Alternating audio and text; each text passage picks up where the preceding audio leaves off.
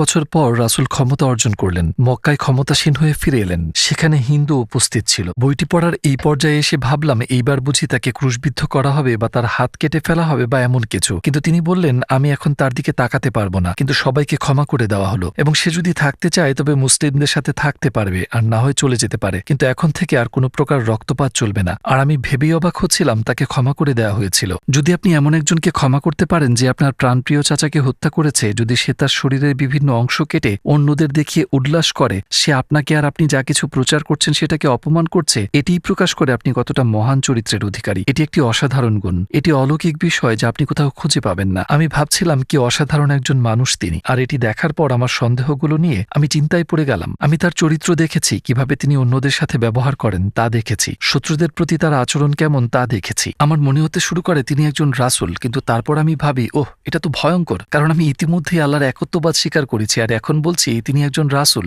যদি আমি আপনাকে বলি আল্লাহ এক এবং মুহাম্মদ তার রাসূল, তাহলে তো এটি প্রায় কালেমা পড়া হয়ে গেল। আমি ভাবলাম এবার থামতে হবে, বইগুলো পড়া বন্ধ করতে হবে, এটি আমাকে ভুল গন্তব্যে নিয়ে যাচ্ছে। তবে অবশ্যই আমি আর আগের মতো ইসলাম বিরোধী ছিলাম না, আমি যা যা পড়েছি দেখেছি আর আমার অভিজ্ঞতার কারণে। এখন আমি আপনাকে যা বলবো হয়তো রূপকথার মতো শোনাবে, কিন্তু এটা সত্যিই ঘটেছিল। আমার টেবিলের উপর সব বইগুলো ছড়িয়ে রাখা, যখন আমার মনে হচ্ছিল যে এটি একরকম কালেমা শাহাদাতি পড়া হয়ে গেল, আমি বিরক্ত হয়ে আপাতত সবগুলো বই সরিয়ে একটা উঁচু তাকে রেখে দিলাম। কিন্তু সেখানে এত বই ছিল যে অনেকগুলো বই তাক থেকে পড়ে গেল, পড়ে যাওয়া বইয়ের সাথে আল কোরআনও পড়ে গেল। আমি যখন বইটি তুললাম আমার হাত পড়েছিল ঠিক 22 নম্বর সূরার 46 নম্বর আয়াতে, যেখানে লেখা ছিল প্রকৃতপক্ষে তাদের চোখ অন্ধ নয় বরং তাদের হৃদয় অন্ধ। আমি ভাবলাম আরে এটি তো আমার আসল সমস্যা, কারণ আমার চোখ নয়, আমি স্পষ্ট দেখতে পারছি, নিজ হাতে যা লিখছি কেউই আমাকে সেই বই লিখতে জোর করেনি, কি লিখবো সেটাও কেউ বলে দেয়নি, নিজেই লেখা শুরু করেছিলাম, নিজের চোখে সব দেখতে পারছি। আচ্ছা মানলাম তিনি রাসূল, ঈশ্বর একজন, কিন্তু বিষয়টাকে